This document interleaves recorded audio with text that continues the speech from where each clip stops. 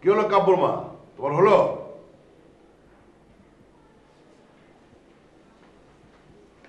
হ্যাঁ চলো। ও হ্যাঁ চলো, দাঁড়া মোবাইল দেবো। তোমরা কোথায় যাচ্ছ মা? পাপার বাড়িতে যাচ্ছি। খালার ওখানে? না মা, তোমরা ওখানে যাবে না। কেন যাবো না? তুই সেদিন যে অঘটন ঘটিয়েছিস তার একটা সমাধান হওয়া উচিত। কিসের সমাধান বাবা? কিসের সমাধান? ওরা আমাদের মান সম্মান কিছুই রাখেনি। তোমরা সেখানে যাবে না, ব্যাস। দেখ, আমরা গার্জেন হিসেবে যেটা ভালো মনে করবো সেটাই করবো। তুই তোর ঘরে যা। মা, তুমি বাবাকে কিছুই বলনি? সেদিন খালু আমার সঙ্গে কিরকম ব্যবহার করেছে? শান্ত এ বাড়িতে এসে আমার গায়ে হাত তুলেছে, মা তুমি কিছুই বাবাকে বলনি? বলেছি, সবই বলেছি। শুন কাব্য, আমাদের অনেক প্রশ্ন আছে।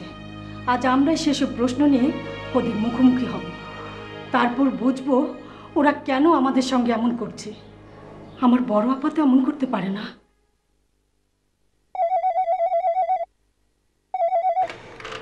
হ্যালো হ্যালো হ্যালো, কে বলছেন?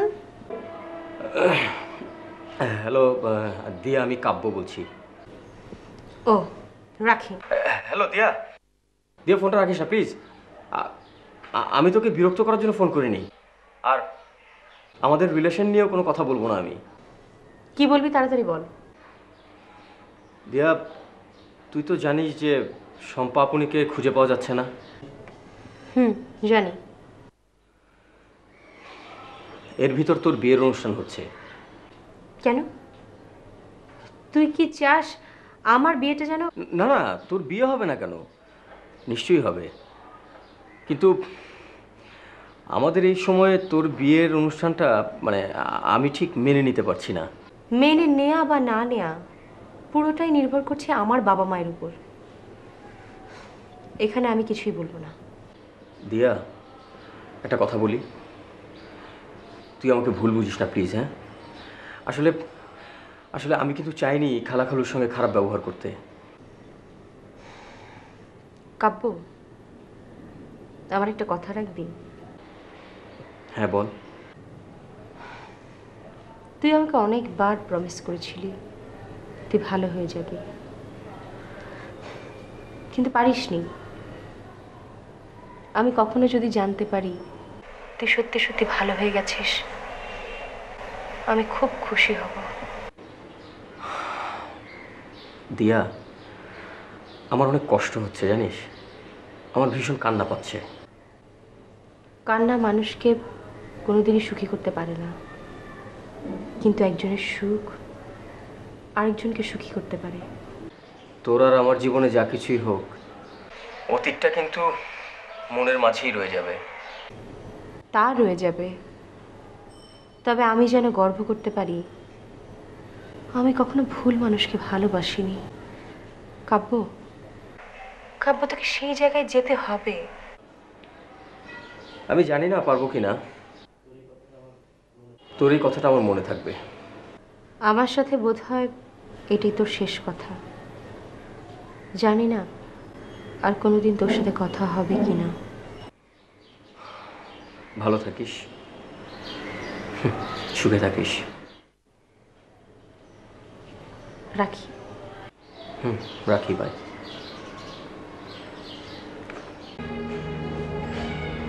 দাদি। কিরে, কিছু কবি? দাদি, চলো আমরা গ্রামে ফিরে যাই। আমার এই শহরে একদম ভাল লাগছে না। ভাল লাগবো না কেন? এটা তো তোর নিজের বাড়ি নাকি? দাদি, আমার এই বাড়ি টাড়ির কিছু দরকার নেই। আমি শুধু গ্রামে ফিরে যেতে চাই, যেখানে আমার বাবা মা ছিলেন। আমার শুধু এই স্মৃতিটুকুই দরকার, বাস। তারপর আমি বিদেশ চলে যাব। কি বিদেশে যাবি কেন? কতদিন পরে ফিরে আইসোস দাদু? না না না, তোরে আমি যাইতে দেবো না। তোরে আমার কাছে আমি রাইখা দেবো। কিন্তু দাদি, এই বাড়িতে আমার একদম ভাল লাগছে না। কেউ আমার সাথে কথা বলে না, সবাই কেমন যেন আমাকে সন্দেহের দৃষ্টিতে দেখে। ও কিছু না দাদু, সবাই তোরে নতুন দেখতেছে তো, হে লেগাই। আর যেই ছেলে একবার হারিয়ে গেছিল, হে যে আমাকে মাঝে আবার ফিরে আইব, এটা কেউ ভাবতেই পারতেছে না। তুই রাগ করিস না দাদু। কিন্তু দাদীপ, তুমি আর কতদিন এই বাড়িতে থাকবে? এই দিয়ার বিয়া পর্যন্ত, বুঝছো? এই বাড়ির মালিকানা তোর হাতে যতদিন না আসবো ততদিন পর্যন্ত এই বাড়িতে থাকুন। তারপর রাহাত্রি দিয়া নতুন করে দলিল করাই তুইব না। তোর বাজানের সম্পত্তি তোর হাতে যতদিন না দেবো দাদু, ততদিন যে আমি ময়রাও শান্তি পাবো না দাদু, ততদিন আমি ময়রাও শান্তি পাবো না। আচ্ছা, আপনার স্ত্রীর কোনো আত্মীয় স্বজনকে আপনি জানেন? না, মোহনার সাথে আপনার পরিচয় কতদিনের? ওর সঙ্গে আমার পরিচয় হয় বিদেশে। বিদেশে? তাহলে মোহনার সাথে আপনার খুব অল্প দিনের পরিচয়। জি। আপনি তো মোহনার ফ্যামিলি ব্যাকগ্রাউন্ড জানেন না, এমন একটা ভুল কি করে করলেন? দেখুন রানা সাহেব, আমরা বাড়ির কাজের লোকদের সাথে কথা বলে দেখেছি, মোহনাকে পরিকল্পিতভাবে খুন করা হয়েছে। আর এই ব্যাপারে আমরা আপনার মেয়ে নীলাকে সন্দেহ করছি।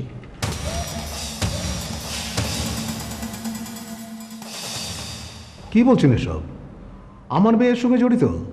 দেখুন রানা সাহেব, ইনভেস্টিগেশনে যতটুকু দেখা যায় আপনি মোহনাকে বিয়ে করে বিদেশ থেকে ফিরেছেন, আর মোহনা আপনার চেয়ে বয়সে অনেক ছোট।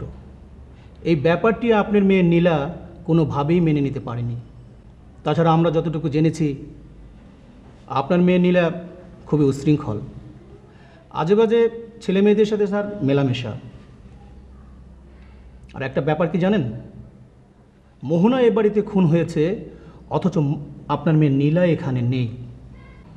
আপনারা যেটা ভালো বোঝেন সেটা করুন, কিন্তু এর সঙ্গে আমার মেয়েকে জড়াবেন না। আমার মেয়ে একটু জেদি, আমি মেনে নিচ্ছি, কিন্তু আমি 100% শিওর মোহনার মৃত্যুর সঙ্গে আমার মেয়ের কোনো সম্পর্ক নেই। আচ্ছা, আপনি তাহলে জানেন মোহনাকে কে খুন করেছে? ও আরে, আমি কি করে জানবো?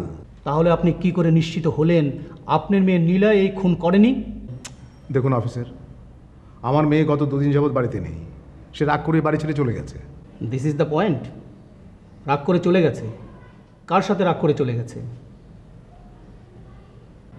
কি হলো, কথা বলছেন না কেন? হ্যাঁ, মোহনার সঙ্গে রাগ করে বেরিয়ে গেছে। তার মানে কি এই দাঁড়ায় যে এই মৃত্যুর সঙ্গে আমার মেয়ে নীলা জড়িত? তার মানে এটাও নয় যে আপনার মেয়ে একেবারে নিরপরাধ? কি অদ্ভুত ধরনের প্রশ্ন!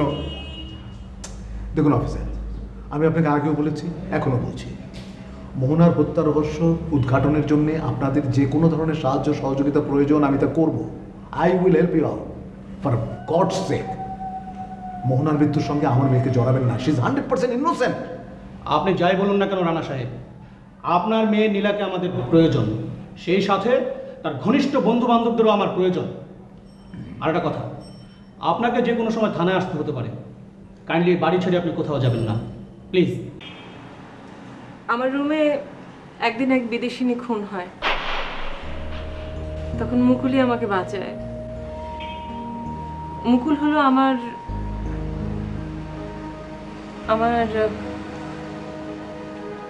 বোনের হাজব্যান্ড। আমার বোন 3 বছর হলো মারা গেছে। মুকুলের কাছে আমার বোনের 5 বছরের একটা মেয়ে পুষ্পিতা ও আছে। পুষ্পিতাকে খুঁজতেই আমি এখানে এসেছিলাম, এখনো খুঁজছি। কিন্তু মুকুল কিছুতেই পুষ্পিতাকে আমার কাছে দিচ্ছে না।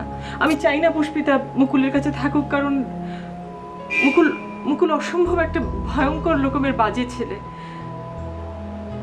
যে বিদেশিনী আমার ঘরে মারা গিয়েছিল তার সাথে আমার কোনো রকম সম্পর্ক ছিল না, আমি তাকে চিনি না, জানি না। কিন্তু এই পুরো ঘটনাটা নিয়ে মুকুল আমাকে ক্রমাগত ব্ল্যাকমেইল করছে এবং এখন বলছে যে তোমার সম্পত্তির ভাগ যদি আমি ওকে না দেই তাহলে ওই ভদ্রমহিলা যে খুন হয়েছেন সেটা সে থানায় বলে দেবে। হ্যাঁ, কিন্তু আমি তো খুন করিনি। আমি আচ্ছা, ওই মহিলা তোমার ঘরে এলো কি করে? তার সাথে তোমার কি সম্পর্ক বলো? তার সাথে কি তোমার কোনো সম্পর্ক? যে কার সঙ্গে ছিল? তাকে আমি চিনি না, কোনোদিন দেখিনি, ওর সাথে কোনো সম্পর্ক ছিল না। মুকুল নিয়ে এসেছিল তাকে আমার সামনে। যা করার মুকুল করেছে।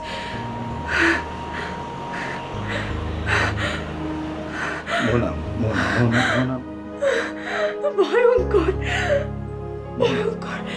মোহনা, তুমি কোনো টেনশন করো না, আমি ব্যাপারটা দেখছি। আমি মুকুলের সঙ্গে কথা বলবো, যদি প্রয়োজন হয় আমি থানায় যাব। তুমি শান্ত হও প্লিজ। রক্ত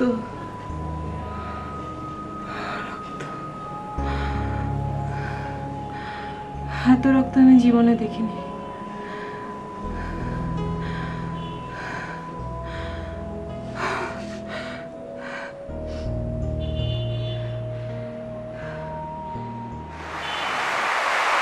মুকুল,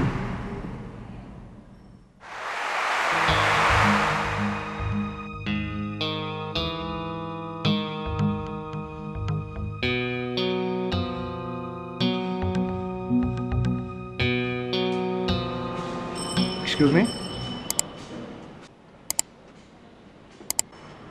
কি আপনি এখানে কি চাই? আমি এখানে একজনকে খুঁজতে এসেছি। আপনি এখানে একজনকে খুঁজতে এসেছেন? এই বাড়িতে তো আমি থাকি, আমাকে আপনি খুঁজছেন, কিন্তু আমি তো আপনাকে চিনি না। আচ্ছা, আপনি কি নীলার বন্ধু? না, তাহলে? আমি মোহনাকে খুঁজতে এসেছি। মোহনা? হ্যাঁ, মোহনা। আপনি মোহনাকে চেনেন? দেখুন, আপনার এই প্রশ্নের উত্তরটা আমি এখন ঠিক দিতে পারছি না। সবার আগে আমার মোহনার সাথে দেখা করার ভীষণ প্রয়োজন। আপনি এই মুহূর্তে এখান থেকে বেরিয়ে যান, জাস্ট গেট আউট। আপনি মনে হয় উত্তেজিত হয়ে পড়ছেন। আপনি ভুল করছেন। আমি আপনাকে বলেছি বেরিয়ে যেতে, আপনি বেরিয়ে যান। মিস্টার রানা চৌধুরী, আপনি এখন আমাকে অপমান করে বের করে দিচ্ছেন। আর এই আপনি আমাকে সম্মান করে আমার কাছে ক্ষমা চেয়ে আমাকে ডেকে আনবেন এই বাড়িতে। Shut up! যান এখান থেকে।